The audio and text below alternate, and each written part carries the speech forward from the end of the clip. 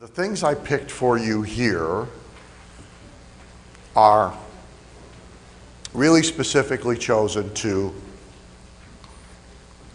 again, it's not so much a copywriting seminar, but to help you with the work with the client to be effective, efficient, and impressive.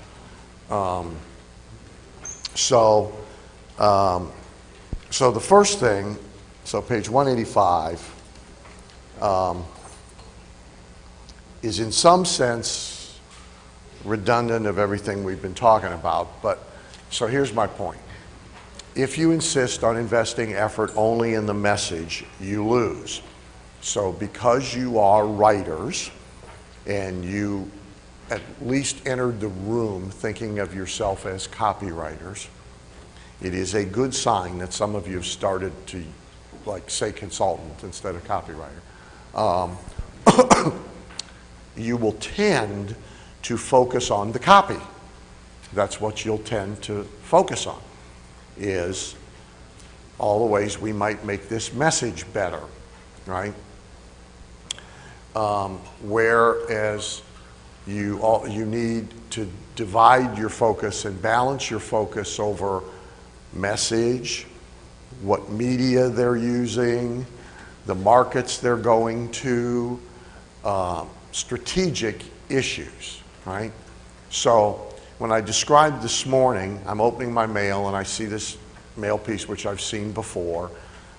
It's already in a file from this big newsletter company with what is their control piece, okay? And as I said, I could beat the control literally. I don't drink anymore, but half bombed, I could beat this control at least 8 different ways. None of those ways have anything to do with the copy. I didn't even read the copy. I didn't even get that far, nor would I have to get that far. And chances are, by the way, the best part of what's there is the copy. It probably was done by a top copywriter. They probably paid a lot of money for it. My guess is they're paying a royalty or a per-use mailing fee for it. So the truth is, the copy's probably pretty damn good. But I didn't even read it because I don't have to, okay? I could beat the control by doing things to the envelope. I could beat the control by doing things to the lift note. And the big way I could beat the control is strategically segmenting lists it went to and customizing, if nothing else, the lift note to that list. So fundamentally, this is an investment pitch, right? This is a financial newsletter pitch, okay? And they are, first of all, they're mailing the usual suspects. So they're renting lists of financial newsletter subscribers and book buyers and stuff, okay? Now, what has never occurred to them, I assure you, even though they're a very smart company, is that financial newsletter subscribers is not actually a niche. It's a subculture, okay? It's an interest group, but it's not a niche. However, within it, there are niche biases, okay? So for example, I happen to know that if we took any financial newsletter subscriber list and we ran it against occupation lists, we would find a lot of doctors, we'd find a lot of dentists, we'd find a lot of lawyers, we'd find a lot of private pilots. There's about 7 groups that probably make up 60 to 70% of the total list.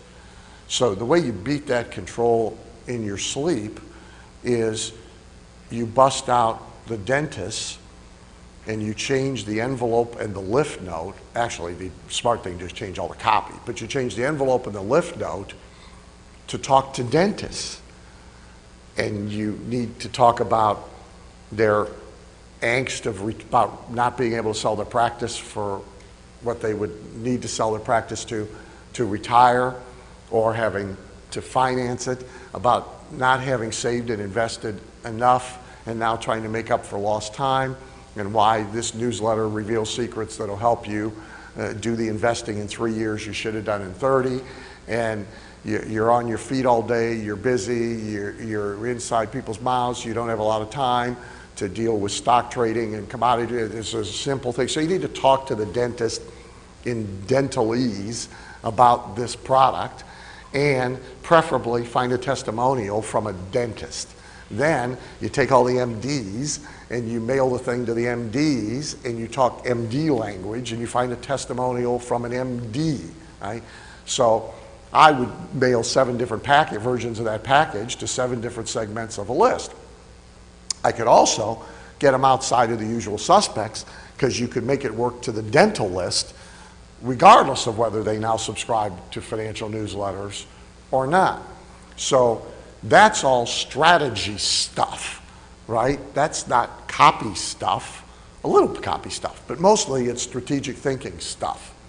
And because everybody wants one thing to send to everybody, a one-size-fits-all thing, they never really get to thinking that way.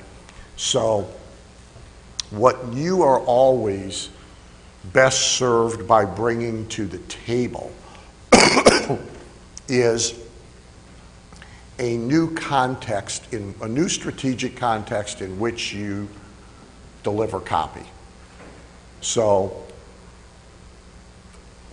if all you focus on is the copy, so let's say I took that job as a beat the control, and I did none of anything I just talked about. Instead, I tried to beat the copy, and then they test it with the same list, the same everything, against this control. Frankly, the odds are I lose, right? For example, I don't know anybody that ever beat a Halbert control. I tried 5 times, I never beat a Halbert control. Now, I got 2 of mine he couldn't beat, because we both tried to beat each other's copy. Well, but I'm gonna tell you right now, you're not gonna beat a Halbert control. So I just got a new client very recently. They were referred to me by Halbert, and they're using a tear sheet Halbert wrote. And what they want is a better tear sheet. I can't beat that tear sheet. I know damn well I can't beat his copy. It's impossible. There's no point in even trying. Now, I can't even tell you why, by the way, because you would look at it often and you would think, well, I can beat that. But there's something about what Halbert did. I don't know. It's the Michael Jordan intangible thing. You're not going to beat his copy. However, I can beat the results of the entire campaign, but I'm going to have to change the way we play the game. I can't just tackle the copy. Right?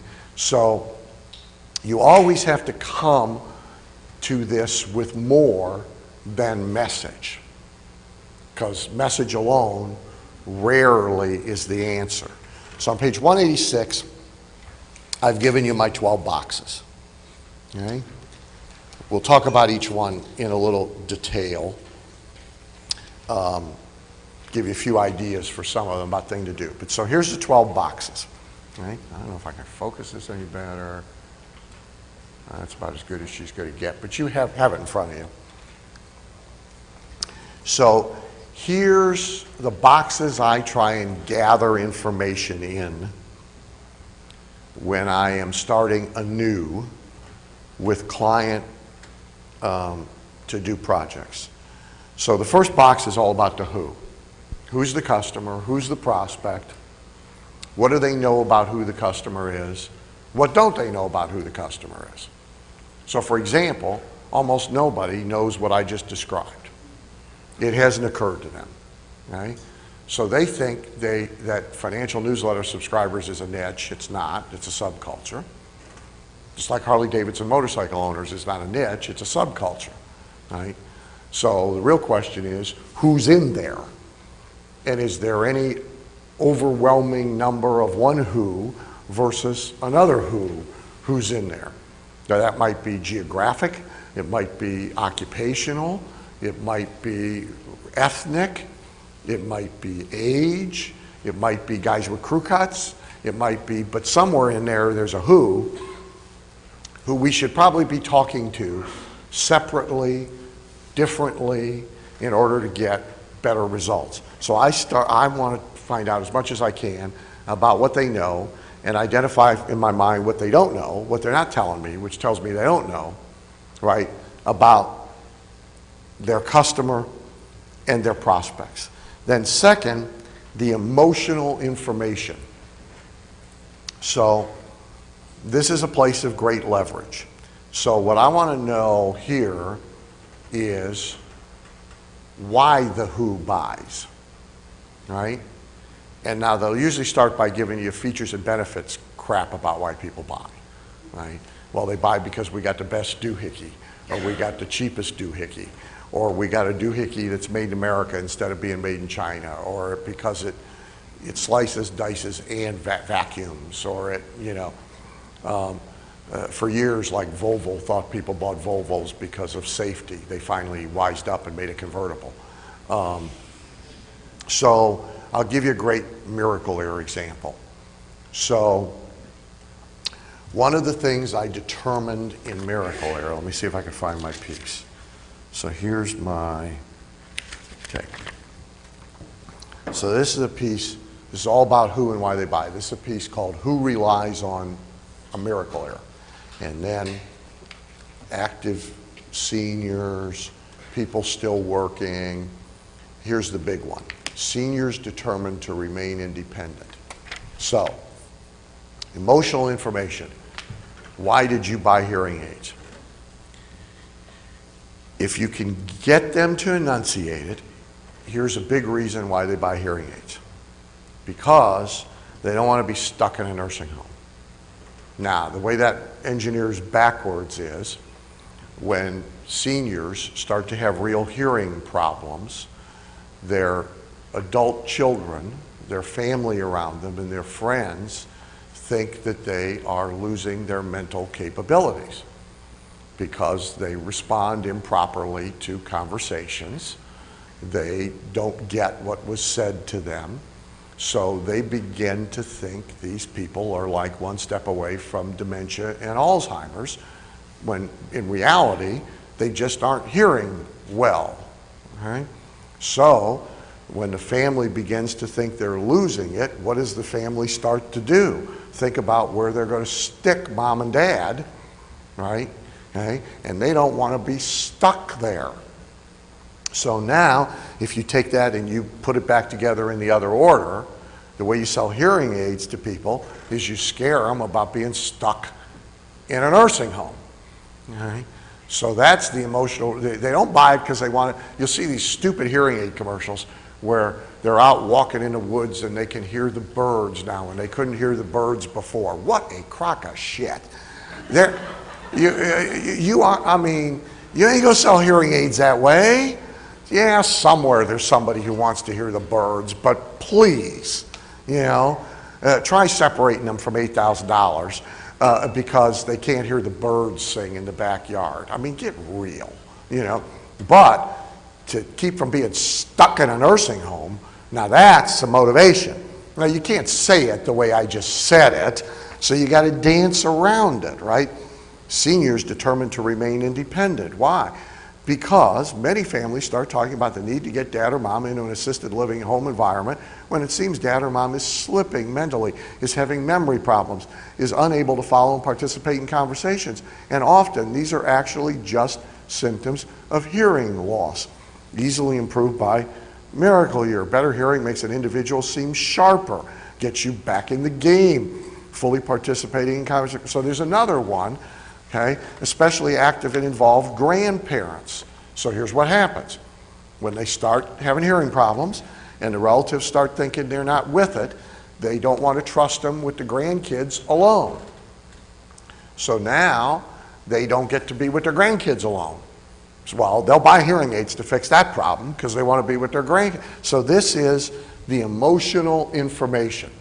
Why do these people buy? Okay. It's like we discovered selling a dental assistant school, $39,000 package to put the dentist in a second business, running a dental assistant school. Our primary buyer was 50 plus, right, getting close to retirement. He hadn't saved enough money for retirement.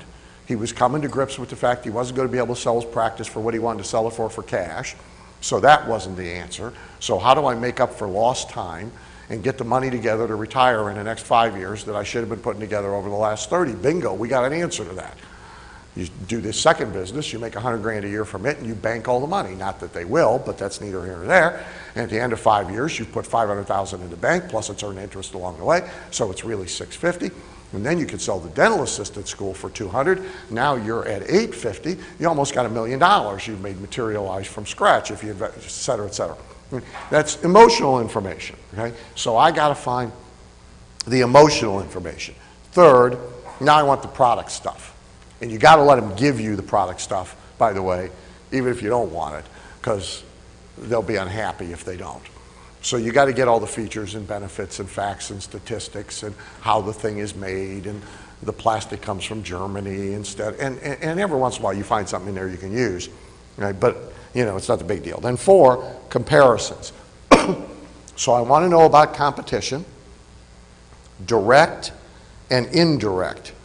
So what's the difference? Well, direct competition is their competitor. So for Miracle Ear, it's Beltone, right?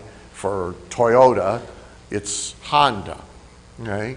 I want to know about their direct competition, okay? And I want to know where the competition's better, where the competition's weaker, what the competition doesn't do that these guys do or should be doing or could be doing.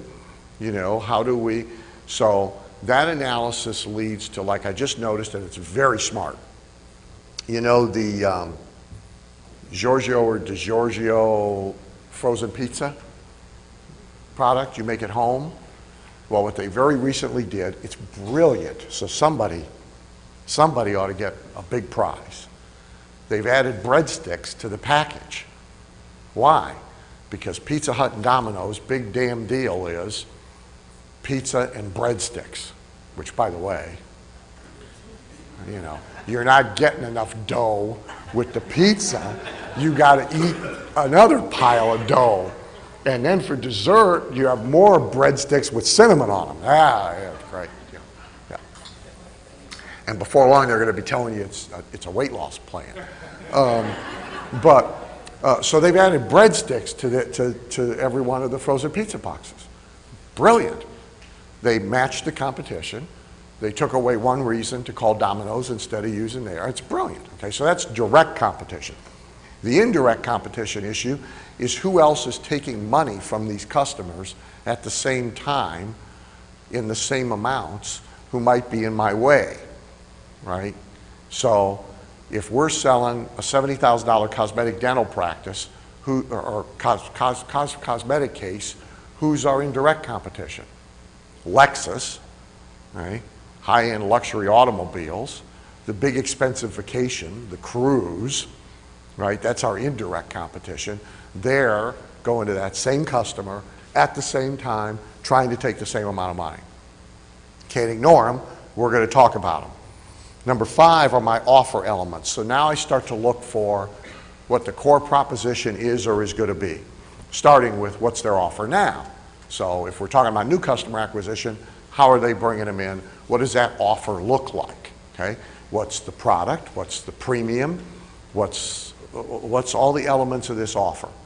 And of course, usually the offer sucks, which is really good news for us because offers are fixable and relatively formulaic. But most people's offers suck. Many businesses don't even have an offer at all. Right? It's come on in. Right? So these guys, very typical. Their offer was what? Free exam. That's what everybody's doing. Free exam. Every dentist, every chiro, everybody, free exam. That's the whole offer. Call up, make an appointment, come in, and get your ears checked. Right? Get your back checked, get your teeth checked, get your eyes checked. Well, could we be any more boring? It's got one element of an offer. There's like 20 elements you can put in an offer, right? They got one, okay? They don't have a guarantee. If this isn't the best exam, most complete, most thorough exam you've ever had, we'll give you $50 for your trouble. They don't have that. Right, we stick that in there, right? They don't have the 8 things you're going to find out from your exam, so they don't even have benefits from the offer. They don't have any bonuses, right? So I got bonuses. I got free gifts. So your offer is, okay, so free, the most thorough and complete hearing test you'll ever have in your life, or we give you money. And then I got gifts. Gifts. Gift with appointment. Revolutionary idea. Nobody's ever thought of it before. Okay? So I got relevant gifts and irrelevant gifts. There's 2 kinds of bonuses, right? So for relevant, I got 5 fascinating special reports on health. Memory loss. What have I got? All old people stuff, because these are also real arthritis and joint pain relief without drugs. Get a good night's sleep again every night. Stay healthy even without flu shots. Foods that can save your life. How to live 42% longer and still eat breads, cheese, and rich desserts. And fountain of youth secrets. How to feel like you're 30 again. 37 home remedies drug companies and doctors hope you never discover. 9 Hollywood stars' secrets for looking 10 to 20 years younger without cosmetic surgery, Botox, or expensive spa treatments. So I got health reports, right? Which of course I had to write for the damn client because they're incapable of writing the health reports. Hey, more work for me. And then I got the irrelevant gifts, the stuff they'll really want, right? So they got a giant magnifying glass, because if they're deaf, they're blind. You laugh, right? I mean,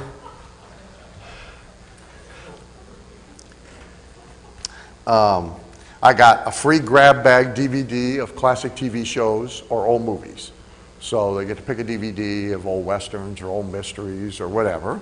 And I got free, fun for you and your whole family, which is really about their grandkids, a TV trivia book. So they can play TV trivia games, which I had to write, because of course, you know, which, boy, that was back-breaking work. I drove down to Barnes & Noble, and I bought me 2 TV trivia books, and I came home and I wrote a TV trivia book. It's tough, heavy lifting. God forbid they should have anybody in their 520 employees running around in their little corporate beehive who could manage to do that task. So I got gifts, right? So I mean, I'm building an offer. So you want to look at what their offer is now, what offer have you used in the past, because sometimes they got one that worked before that they don't do anymore. Why don't we do that anymore? I don't know. I don't know why we stopped. Oh, okay. So and what could the offer elements be, right? What do they got that they might be able to use? Because a lot of times they got stuff laying around that could be premiums or could be added to the offer or could help you change the offer. So I'm looking at the offer. 6, I want to look at price. What is it? How do they present it now? Where's the flexibility? Do they have a deluxe? Should there be an AB offer instead of a single offer? Can I create a higher price doohickey? Can I do payments? Can I get them to do terms? Can I get them to do? So again, I'll use these guys in as example. So these guys, they got credit available for the buyer. 50% of the stores are in Sears stores. So you can use your Sears credit card in any of them. And of course they got Visa, MasterCard and all that stuff, right? But they're not talking about it as part of the price. Well, you're selling an $8,000 unit to a 65-year-old person. I got news for you. You probably ought to talk about payments. Okay? So we got payments. How to conveniently pay for your Miracle Ear.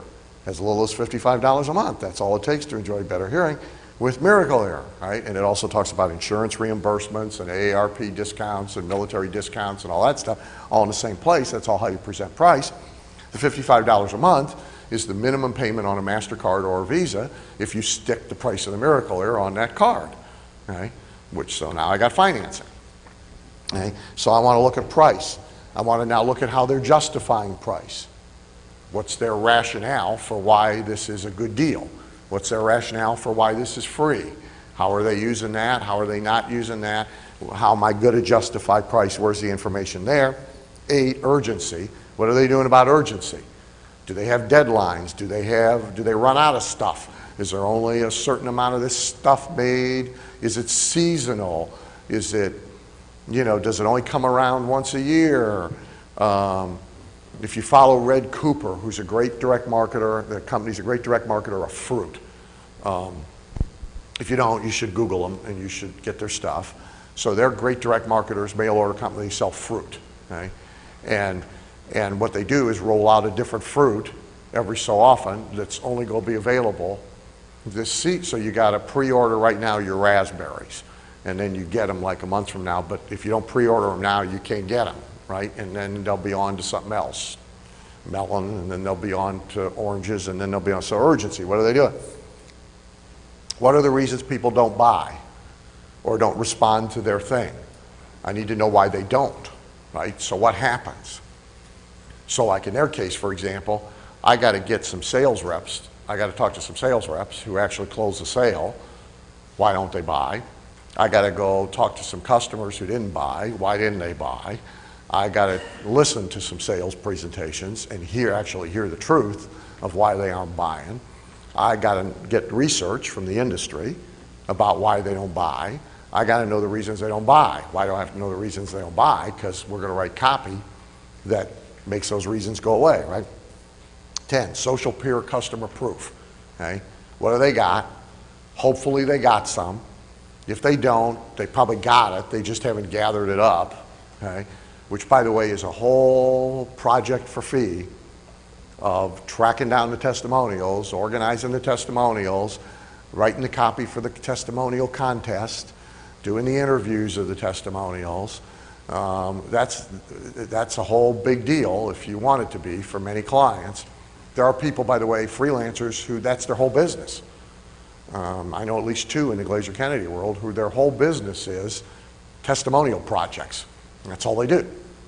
They go find them, they gather them up, they interview them, they get the releases signed, they videotape them, they audio tape them, they organize them, and here's your testimonials finally, you nitwit. So we need, is there social proof? Is there peer proof? Is there expert proof? What are we going to do for proof? Guarantees and warranties. What do their guarantees and warranties look like now? If they look at you and say, in our business, we can't guarantee anything because it's illegal, because the customers will rip us off, because now you got to fix that, because you certainly don't want to be writing copy without guarantees. Okay? So now we got to find something we can guarantee. Okay? So Domino's couldn't guarantee the pizza because the pizza sucked, right? But they could guarantee delivery. So you got to guarantee what you can. Well, you couldn't guarantee that pizza. Good Lord. I mean, so they didn't. The original USP never even said good pizza. It just said fresh, hot, fast. Okay? So they guaranteed that they were going to get it there. They didn't guarantee it was any good. So we can guarantee the time they sit in the waiting room if we can't guarantee the treatment. But we want to be able to guarantee warranty something.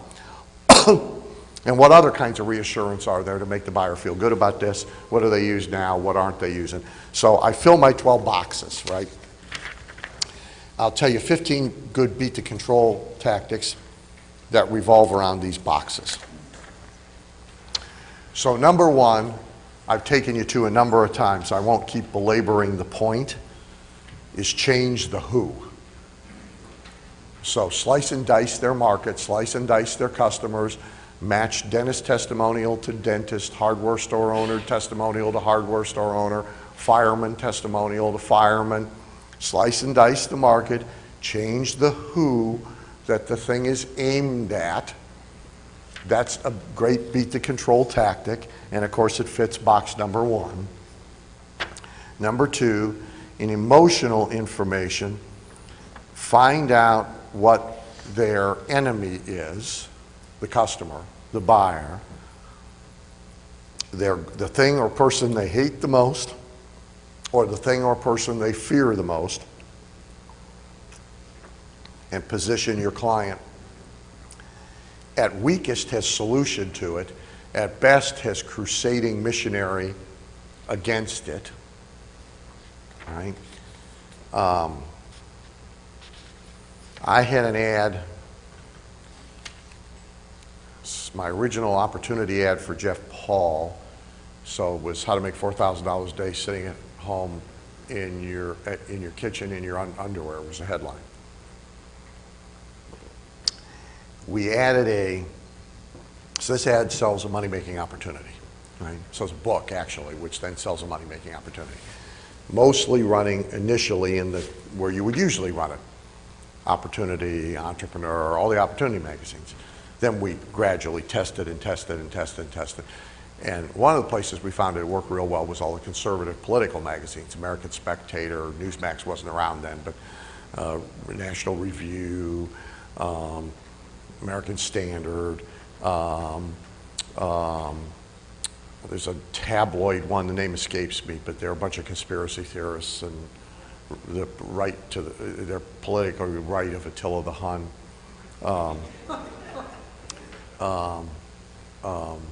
Like, you know that guy that ran out on the field and got tasered a few days ago? See, this bunch would favor the death penalty. I happen to agree with them, by the way, but that's neither here nor there. I mean, I think we need express lane for a lot of people, but I'm a big thin to herd guy anyway. I mean, I'm like a big fan of Darwin. So we added a box at the end of this ad so this is when Clinton was in office, when Bill was in office. So we added a box at the end of the ad all about how Hillary and her healthcare scheme is going to come take all your money. And you better make a shitload of money before she gets there, because you're going to need a lot of it just to do well, and that's why you should buy this thing. Okay? So guess what? Response to the ad up 20% in the conservative places, 10% everywhere else but Mother Earth News. It didn't get us a bump in Mother Earth News. Surprisingly, it didn't hurt us in Mother Earth News, but it didn't get us a bump. Okay?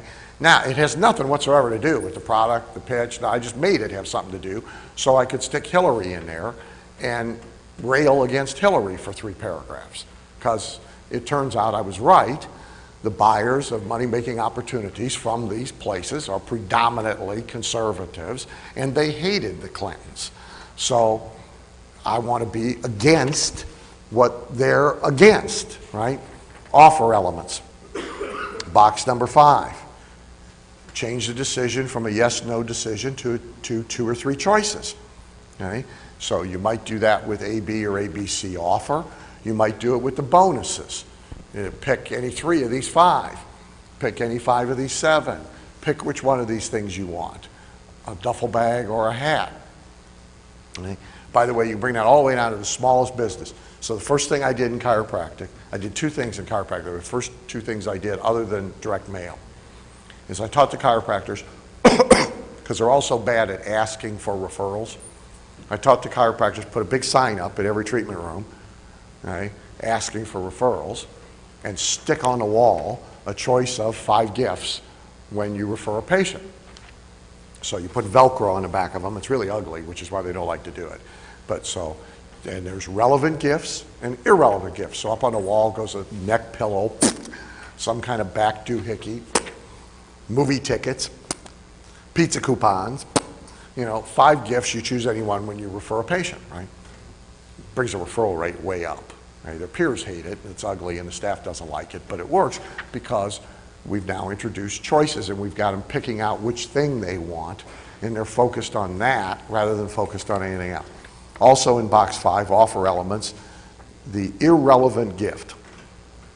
So never lose sight of the fact that more often than not, the irrelevant gift works better than the relevant gift. Now, I played it both ways with Miracle, and I often will. But the all-time control of this, there's 2 great controls that demonstrate it. So there's the ad age control.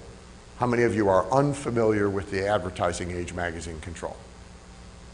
Unfamiliar, you don't know it. Okay.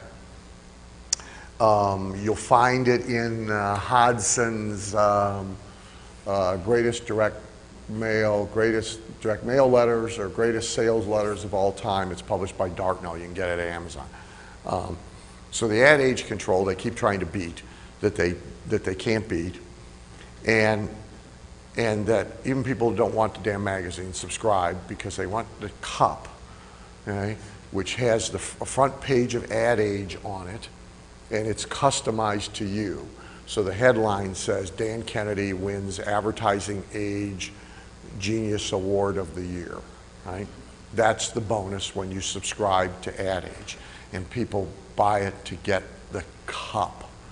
When I did the Entrepreneur Be Your Own Boss show, we kept tinkering. It took us 22 times to make the thing even break even.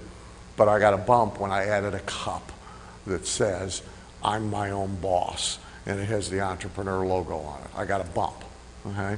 Completely irrelevant bonus. There's no value, there's no use to it. It's not practically related. Omaha Steaks, their #1 gift with order continues to be a big calculator. Doesn't have a damn thing to do with steaks. They don't even tie it with copy that you're going to use this calculator to figure out how much you save by eating steakhouse quality steaks at home instead of going to Morton's. They don't even do that. It's just a buck slip in there that says when you order you get this big calculator. Works. I don't know why. Calculator is one of the most popular premiums ever. #5, still offer elements, switch from gift with purchase to choice of gifts. Reversal. Sometimes you'll see, it's typical in the newsletter business, a lot of information product businesses, there's like tons of premiums. So when you buy the course or you sign up for the seminar, you get all these videos, you get all these reports, you get the cassettes, CDs of last year's seminar. I mean, you get a ton of shit, right? So sometimes you can just flip the offer and make all the bonuses the thing they're buying and give them the product now as the bonus. You just turn around. Right? I did it for Travis McPhee and Woody Oaks years ago with their dental thing. I just took all their bonuses and made it the system, and I made the system the gift. And now we could run both front ends through the list and got the same response each time. Presentation of price, box #6, single to multi-pay, emphasis on payments instead of price, and sometimes you can actually improve their profit there. Right? I told you in an infomercial I went to 2 payments of the same amount that was the 1 payment, and it actually boosted a response, but I doubled the price. Box 6, also presentation of price, engineer a big price drop, so you build up the value somehow really, really, really, really, really, really big with apples to oranges comparisons. They don't have to make any sense. There's a great, it might be in that same book, I have it in my swipe file. For a number of years there was a real successful company called Cheese Lovers Club of America. It was a continuity club, right? And their acquisition pitch, I kept it in my swipe file because it was so ludicrous. Okay? So you get 3 different kinds of cheeses every month from different countries all around the world, right? That's the pitch. So their value build was what it would cost you to fly to all these countries. So they had a list of here's the airfare to go here, and the airfare to go here, and the airfare to go here, and it totals up to, you know, $820,000 to fly to all these countries to taste this cheese, but it's only $39.95 a month. I mean, it's like nothing, right? Well, I mean, it's just ludicrous, right? I mean, could you be any sillier, you know? I mean, but it was their control for like 5 years. I assume they split tested against it. Smart people were running that company, and so that's the deal. So don't worry about rational thought here. Okay? Just let greed take over. Build some gigantic value build that you can discount from with this huge price drop. Okay? You usually won't find the client doing that on their own. Urgency. You'll see a TV commercial running right now for some kind of malarkey, a collector coin. You've seen it, right? Because you're in the, is it yours? Okay. You know, and their big deal is a limit of 5 coins per house, which I'm going to bet if you call in and really want 10, you can probably get 10, but 5 coins per household, which I assume they've calculated based on the fact that nobody buys more than 5, right? I mean, but the very fact that you can only get 5 makes you want it more than if there was no limit on it, right? A lot of people don't understand that about everything, by the way, right? So like information marketers will give away like unlimited phone support, or unlimited critiques, or anything you give away unlimited, you just shot yourself in the foot because it has no value. Okay? No, so, but a critique coupon that allows you 1 critique, which has $200 in value, that means more than unlimited critiques for the whole year, because the person doesn't value that. Okay? A 20-minute phone call is better than unlimited phone call, because of value. But anyway, so urgency, they're doing it with, we're going to run out of these things. In fact, we're going to run out of them so fast, we won't let anybody buy more than 5 in order to be fair to everybody who wants them, yada, yada. Also, box 8, urgency, of course, tie your discounts and your bonuses to specific deadlines. You know that. You know to do that. But what a lot of you probably haven't done then is to run the countdown sequence against the deadline. So by email or fax, we'll often run it every day with 9 days left, 8 days left, 7 days left, 72 hours left, 48 hours left, 24 hours left, 12 hours left. Oh, you missed it. It ended at midnight, but you got 4 more hours, and then it's gone forever. So it sets up a way to run a countdown sequence against it. Hardly anybody's doing that kind of follow-up, by the way. So as long as they got email addresses or fax numbers, preferably both, of the prospects that they sent the original pitch to, you can do it. They don't know to do it. So it's something you can bring to the table that they don't know to do. And it will almost always produce something. So as long as you're doing it cheap, it'll almost always produce something. Urgency, really control the response. Again, you'll see people in her business, in the coin business. You'll see it with all kinds of collectibles usually, where you'll see the ad in USA Today, for example, where people in this part of the country have to call in between this time and this time, and if you're in this part of the country, you have to call in between this time and this time. I've done it with seminar registrations by alphabet. So if your last name is between A and M, these are the hours you can call in to register. N to Q, these are the hours you can call in to register. There's no reason for it. You don't even need to give a reason for it, but it does tend to boost response. So those are my 15 best beat the controls that fit those boxes. Oh, I got more. Wait a minute. There's 4 more I didn't give you. So in box number 9, right? The reasons not to respond.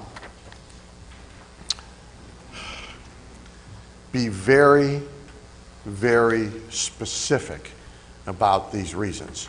So again, when you interview most clients, they'll give you the general reasons, right? Well, they don't buy because of price. But really, what does that mean, right? Do they not buy because they can't afford the price?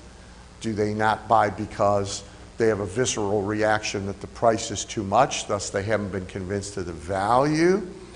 Do they not buy at that price because they're not accustomed to buying in that category at that price, and so they have no frame of reference for it?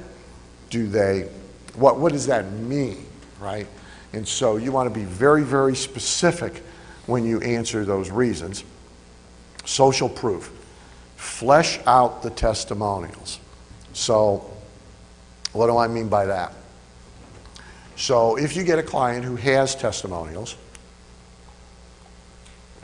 they will tend, at best, to have name, city and state.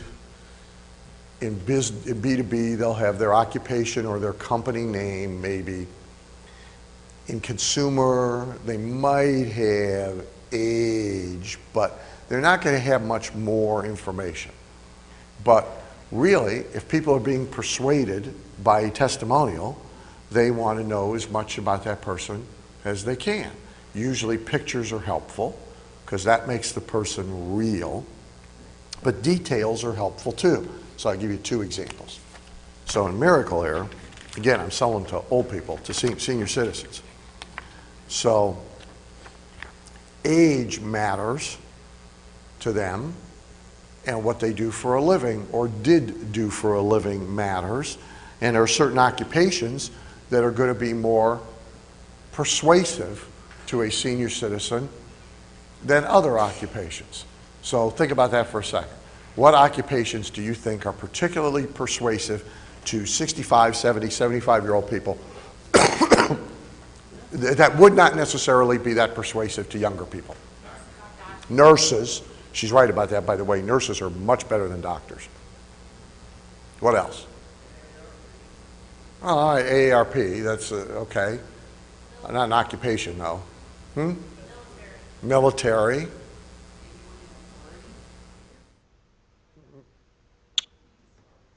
Maybe. Maybe teacher, home care, clergy. Bingo, number one on the list, okay? 80% either go to church or watch a televangelist every Sunday, okay? They're churchgoers. They still think the pastor, et cetera. So my first testimonial in my booklet, the headline is, Minister Calls His Miracle Ear a Blessing. And I got me Reverend Charles Hutchison, the pastor in Green Valley, Arizona, who almost had to give up being a pastor because he couldn't hear, and we have saved him with the miracle of miracle ear. Then I have a CPA, right, professionals. Then I got, let's see what else I got here. I got an 80-year-old, okay? So she's back in church thanks to her miracle ear. So everybody's got a different story. I got a 56-year-old long-haul truck driver who still wants to work. I've got a retired Chrysler Corporation person. So I didn't just say retired. I'm specific, right? They're retired from Chrysler, right? Well, there's a lot of people retired from Chrysler. And then there's a lot of retired auto workers.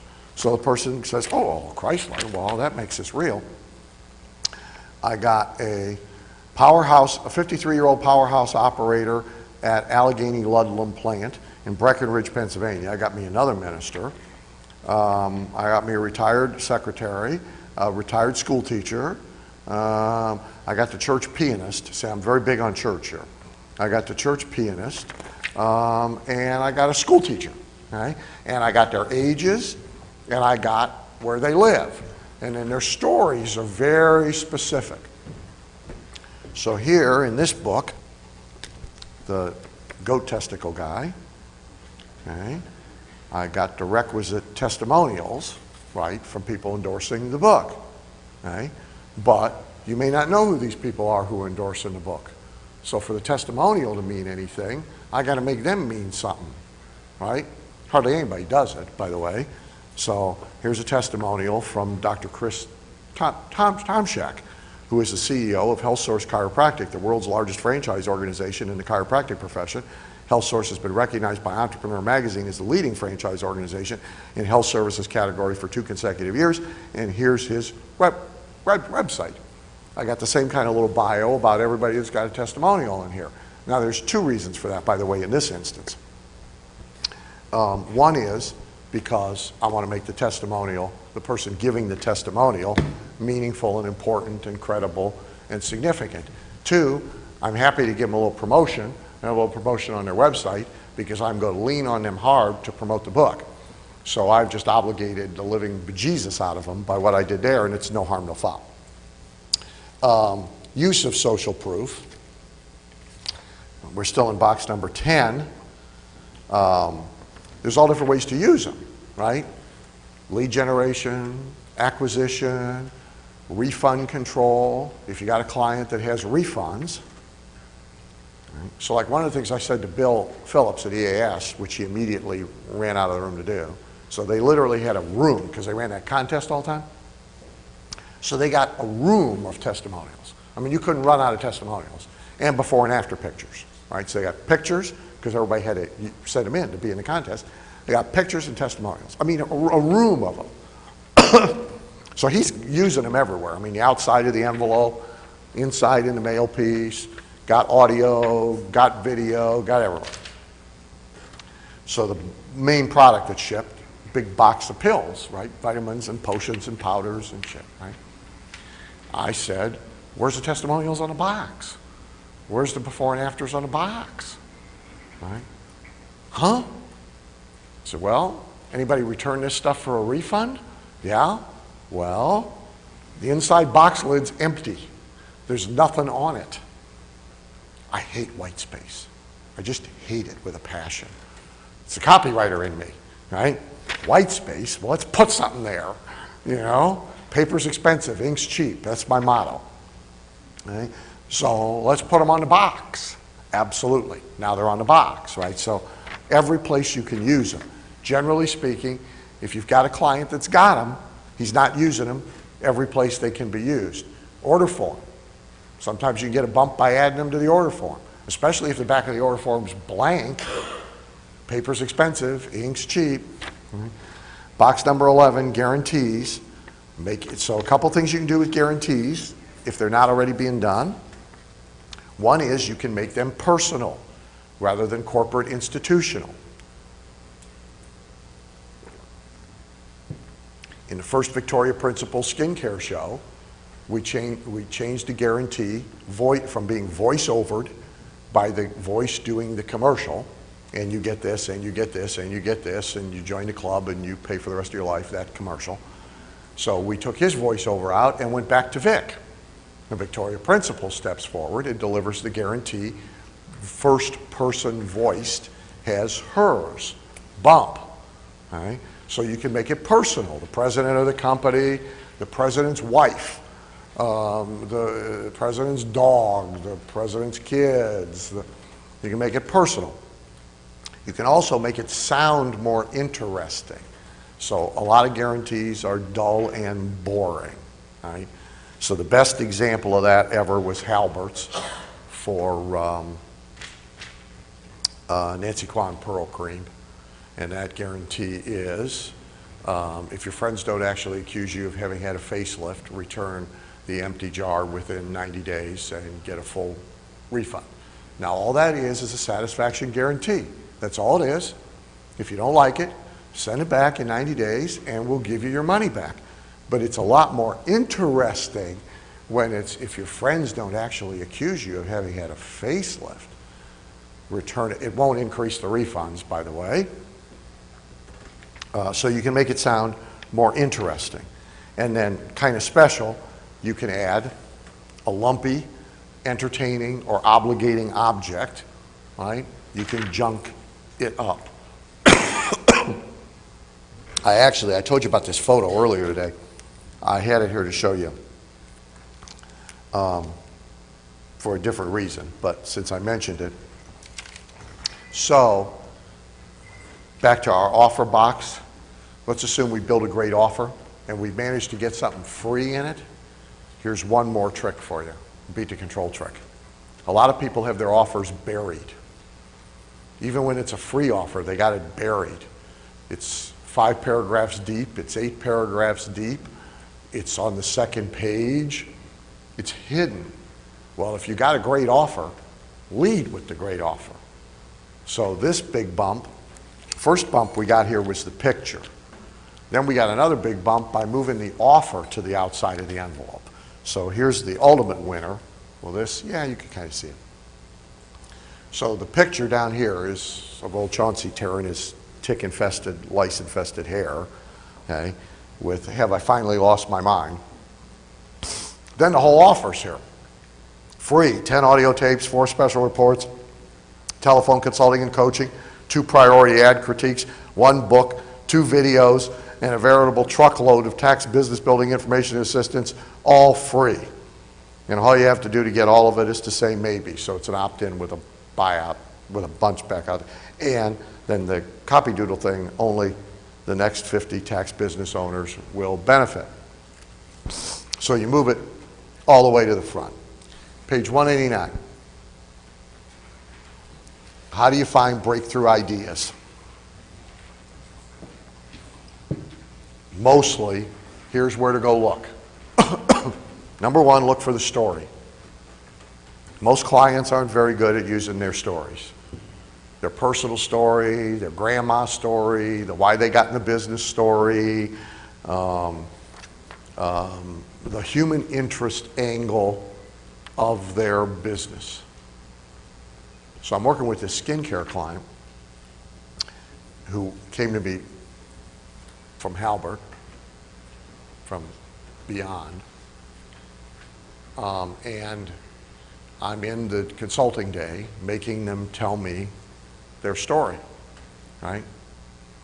And so the kids have the company now. So the daughter is telling me the story of why they got in the skincare business and then how they developed the products, and that their grandma, who is still alive, like 80-something, is the product tester. And so they send her all the stuff and grandma tries it and she either approves it or doesn't approve it based on how it works on her wrinkled old face.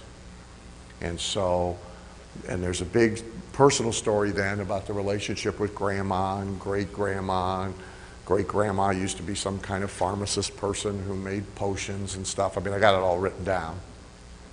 And so this thing is really sort of a tribute to grandma. Are they using this anywhere? Nah. No. They don't even want to use it, to tell you the truth, so I'm having to force it, but they're not using it at all. Right? It's gold.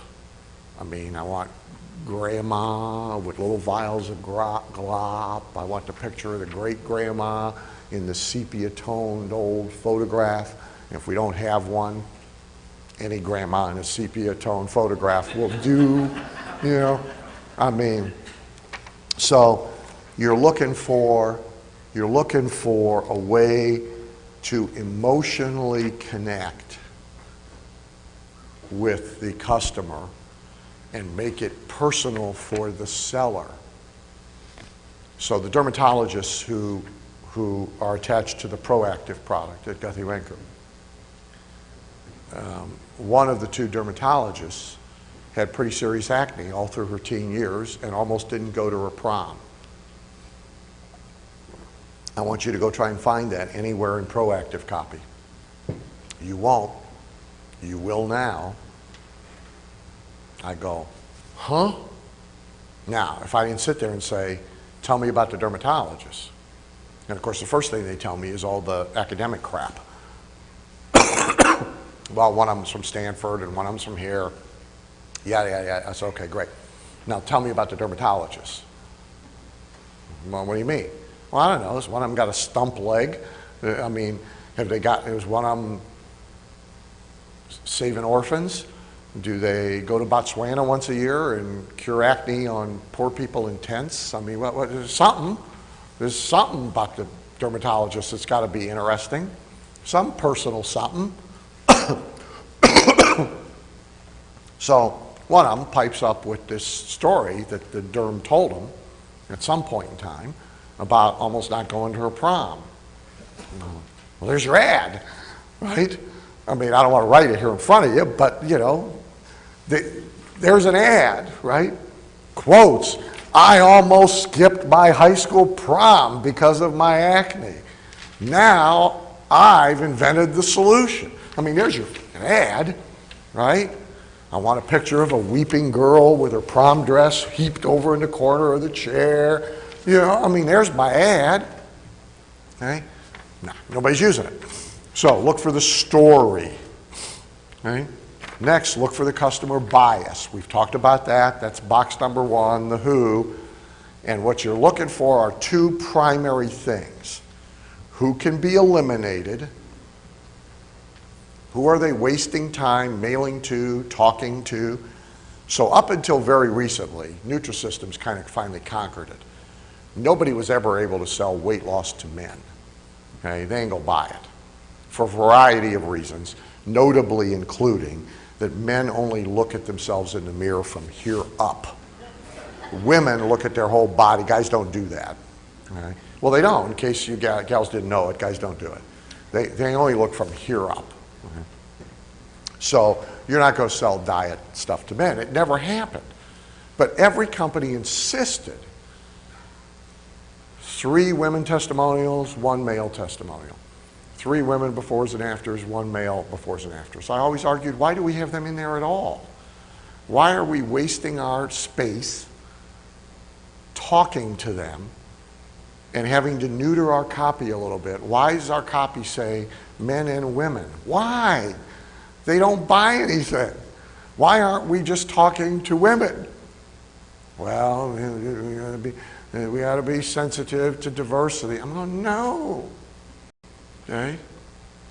There's a company, this client of mine 5 years ago, massive amount of direct mail. Doesn't matter what they sell. Okay? They had, at the time that I started working with them, they already had 800,000 customers, so they had a lot of data. You know how many Hispanics they had in their 800,000 customers? Zip, nada, not one. Not even one by accident bumbled into the 800,000. Hispanic was not go buy from them. Guess what was in every one of their printed pieces?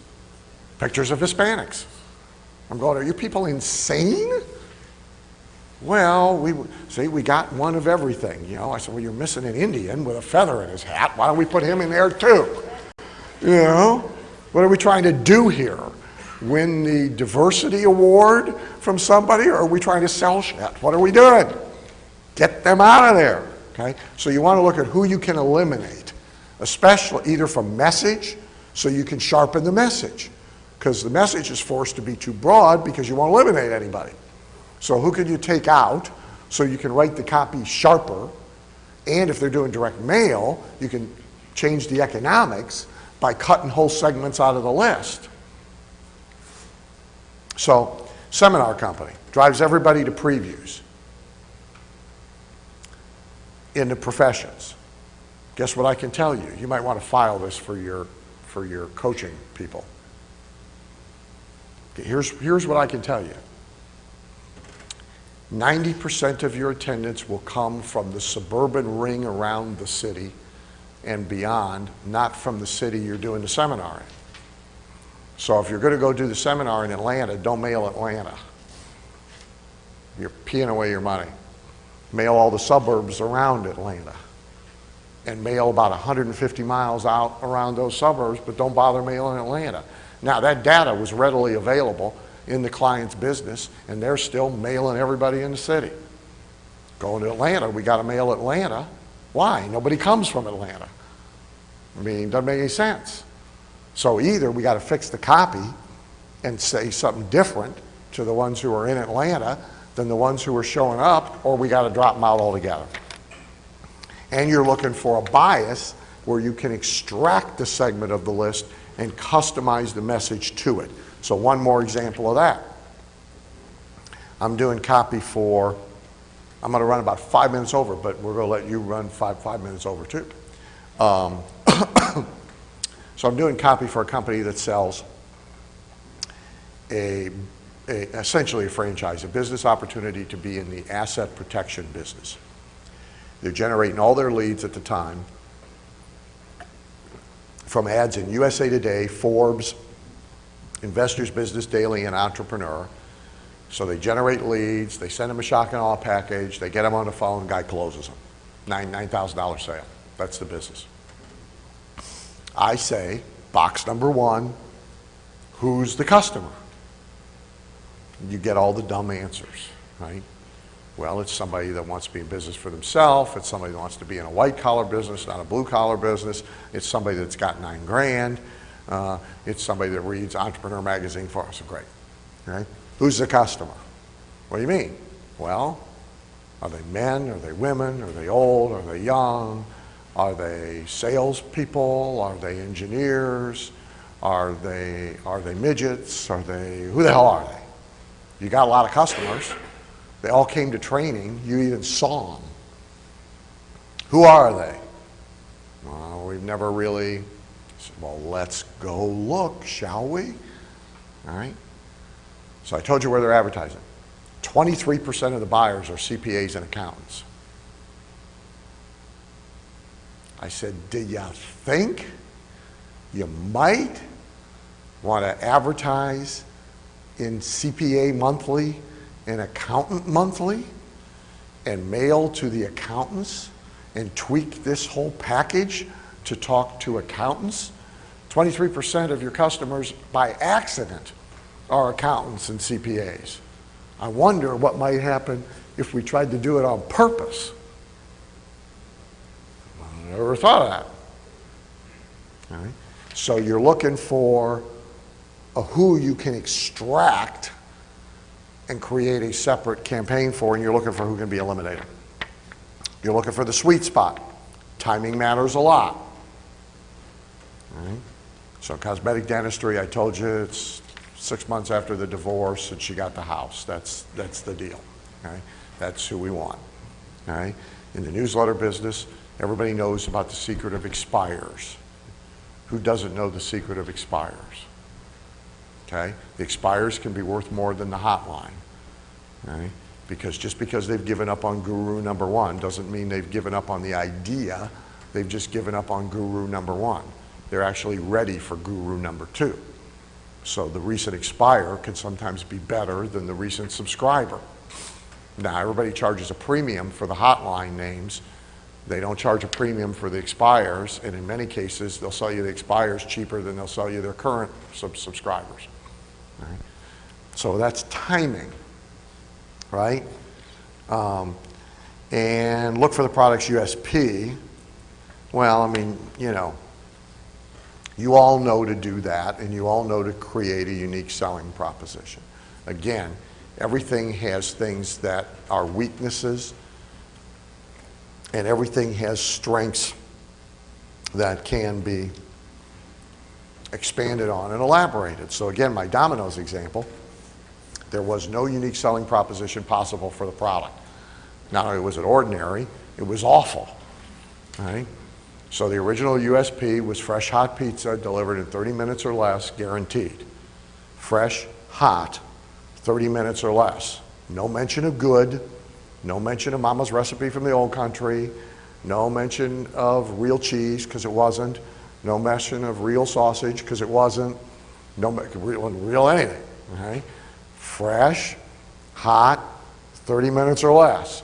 So there's a USP somewhere in everything, but it may not necessarily be available in the product or the service that they now sell the way they sell it.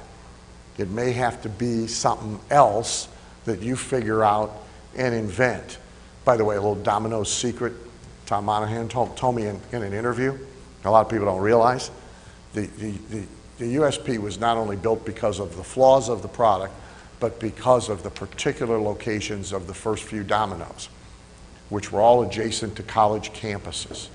So you got dorm buildings full of people smoking funny stuff who then need vast quantities of carbohydrates in a hurry. They don't care about what they taste like, they just need them, and they are incapable of going anywhere to get them on their own. Right? So the USP is matched to the market, my triangle, two sides of the triangle. Last, if necessary, cheat. So if you can't find a breakthrough idea anyplace else, cheat. Okay? So one cheat is get them a celebrity. You will almost always get some kind of bump by sticking a celebrity, even an irrelevant celebrity. So years ago, Alan Sean Feinstein, some of you may remember Alan, used to run opportunity ads, the mystery kind, where he's not going to tell you how you're going to make all the money, but it's the super XYZ formula and you're going to get the booklet. And so Alan ran copy-intensive opportunity ads in all the opportunity magazines for years. Okay? So Alan, at some fundraising deal, met Robert Vaughn from The Man from U.N.C.L.E. So he pays Robert Vaughn, I forget, some Mickey Mouse amount of money, just to stick his picture in the ad with a quote underneath that says, it didn't even endorse Alan or the product or something, it said something like, you know, America is the greatest land of opportunity in the world, Robert Vaughn. All right? Has nothing to do with anything. Didn't even attempt to make it have anything to do with anything, and didn't ask him to endorse the product, the company, or the person, therefore you don't have to pay the guy as much, because he's not endorsing anything, right? 20 to 30% bump in all the ads. I mean, you can almost always get a bump if you get them a celebrity, right? It's relatively easy to do, by the way. If you want, we can talk about it in Q&A, otherwise I don't want to bore you. If they don't have any money for a celebrity, they won't go get a celebrity, manufacture a celebrity, okay? So they probably got a customer somewhere, if they will dig for it, who's a rodeo rider or a skateboard star or whose sister is a celebrity. We used, in 2 different campaigns years ago, we used Jackie Stallone. Why do we use Jackie?